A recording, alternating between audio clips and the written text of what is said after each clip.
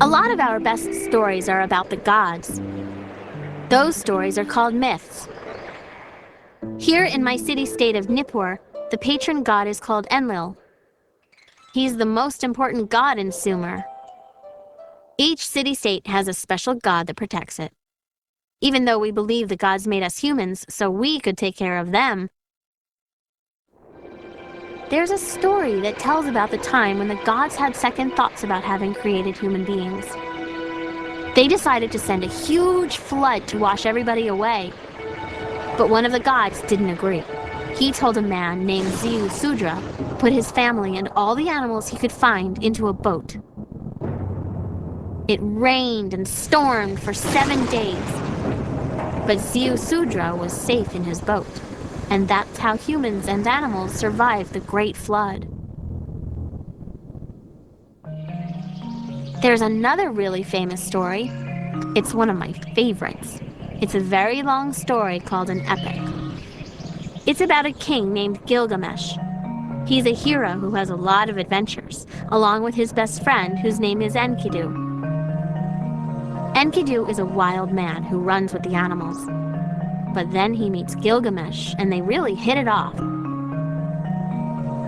One day they were looking for adventure, so they decided to travel west to the mountains, high up into the cedar forest, to bring cedar wood back to the city. Cedar trees are tall and straight, and the wood lasts a long time. It's perfect for building a palace.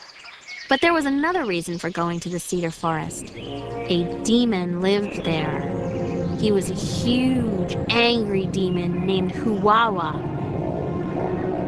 Gilgamesh and Enkidu thought they were strong enough to defeat him in battle, and they wanted to try. So the two friends set out. They moved so fast, a trip that should have taken 6 months, they made in just 2 weeks.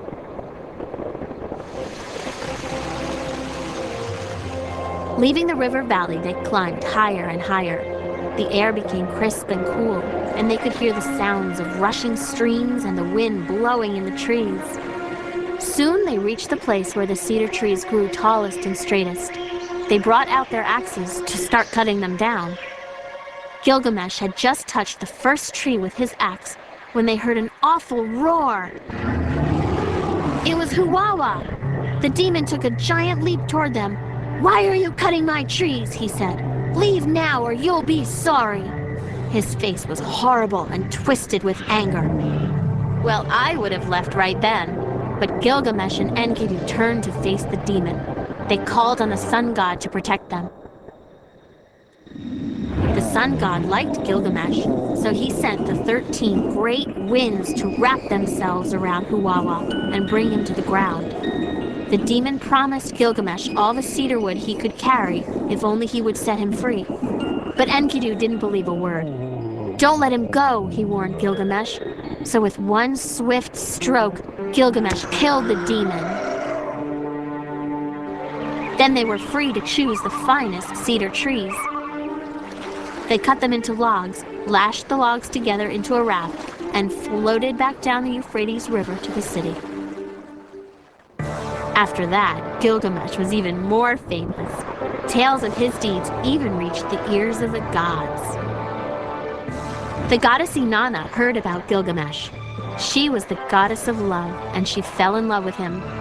But Gilgamesh brushed her off and was very rude. Well, Inanna was also the goddess of war, and now she was furious. She sent the giant bull of heaven to trample the city. As the bull charged toward them, Enkidu caught it by the horns, and Gilgamesh struck the beast with his sword and killed it.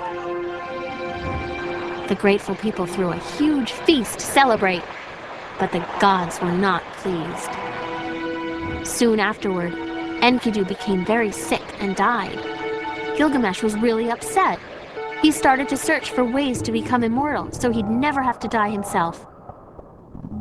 He decided to find Ziu Sudra, the only man to survive the Great Flood. Surely he knew the secret of eternal life. Gilgamesh wandered into the wild lands and eventually came to a door leading into a mountain. It was the entrance to the land of the gods, guarded by fearsome scorpion men, who allowed him to enter the dark tunnel where no human had ever set foot. At the end of the tunnel, he found the dazzling Garden of the Gods, where the bushes were hung with jewels. There, he found a woman who asked Gilgamesh why he looked so sad. "I want to be immortal," Gilgamesh said. "Just enjoy your life," the woman replied. "Eat, drink, dance, love. That's what life is for." But Gilgamesh wasn't convinced. So the woman told him how to cross the ocean and find Ziusudra. But when Gilgamesh finally found him, Ziusudra couldn't help. "Immortality is a gift of the gods," he said. "It is their secret and theirs alone." So Gilgamesh came home empty-handed, but wiser. Now, as he looks at the walls of his city, the city he spent his whole life building, he realizes how much better it is to do good work in the time that he has, rather than spend time trying to become immortal. So that is part of the Epic of Gilgamesh.